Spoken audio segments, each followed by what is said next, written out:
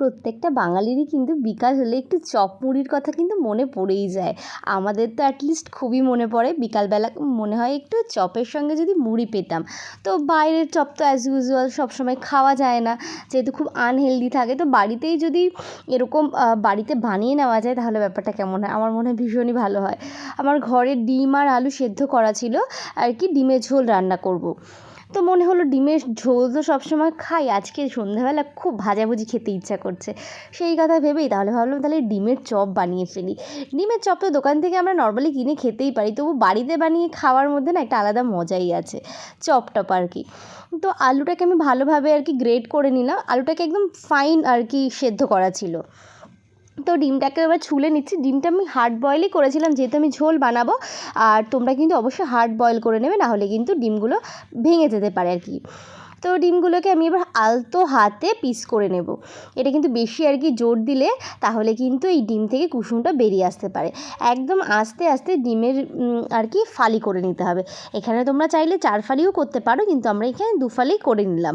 ব্যাস ডিমের এটা হয়ে গেছে। চলো তাহলে এবার আলুটা রেডি করে নিই, যেটা আর কি মেন কাজ। এটা কিন্তু আলুর মেন কাজ আর কি ডিমের চপের। তোমরা চাইলে এই ম্যারিনেশনটা কড়াইতেও করতে পারো, কিন্তু আমার কড়াইতে একটু ঝামেলার মনে হয় এটাতেই ঝটপট করে হয়ে যায়। যেন আমার না প্রায় 15 মিনিটেই এটা হয়ে গেছিলো জানো তো। সবাইকে বসিয়ে রেখেই আমি এই ডিমের চপটা বানাতে আসি, এবং চা খেতে খেতেই আমার ডিমের চপটা কিন্তু বানানো হয়ে গেছিলো জানো তো।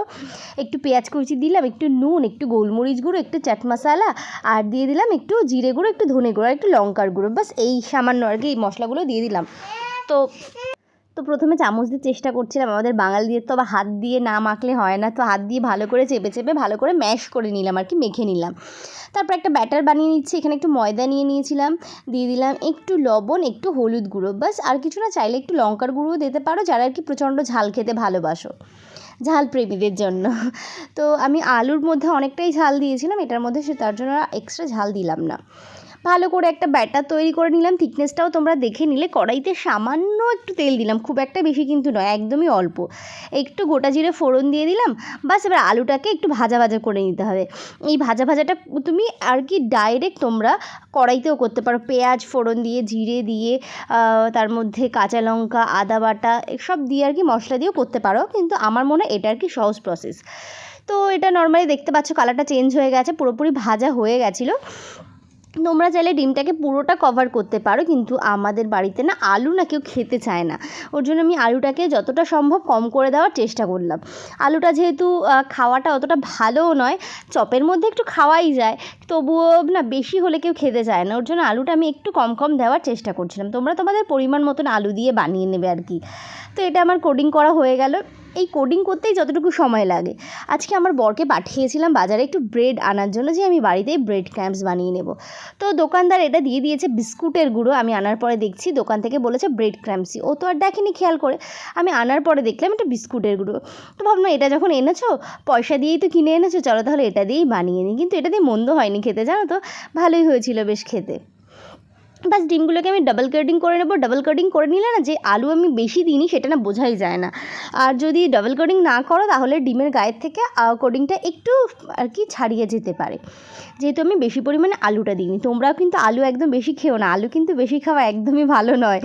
তো তবু আমরা কিছু কিছু রান্নায় আলু ছাড়া হয় না, তো আলু দিতেই হয়। তবু চেষ্টা করি আলুর মতন করে কিছু করার আর কি। তো ভালোভাবে ডাবল কোটিং করে নিলাম।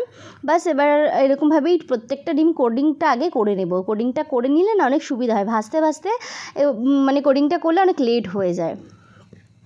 দেখতে পাচ্ছ কত বড় লাগছে, হাফ ডিম দিয়ে বানালাম তবুও, তাই না?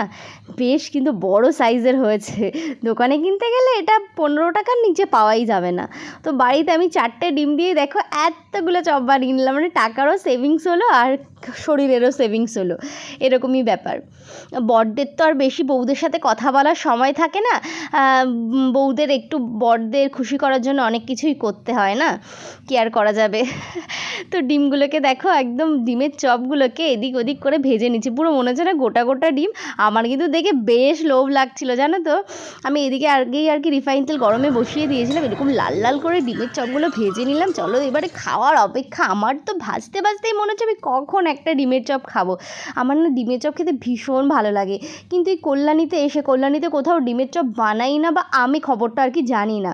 তো মাঝে মধ্যে ডিমের চপ খেতে ইচ্ছা করলে আমি বাড়িতে একটু বানিয়ে নিই, ঝটপট করে হয়েও যায়। আর সন্ধ্যাবেলা একটু মুড়ি দিয়ে দেখবে চপ খেতে বেশ ভালো লাগে, গ্যাস অম্বলটাও আর কি হয় না, মুড়ি দিয়ে খেলে কম হয়। তো এক বাটি মুড়ি নিয়ে নিলাম, তার সাথে ডিমের চপ, খুব এনজয় করলাম।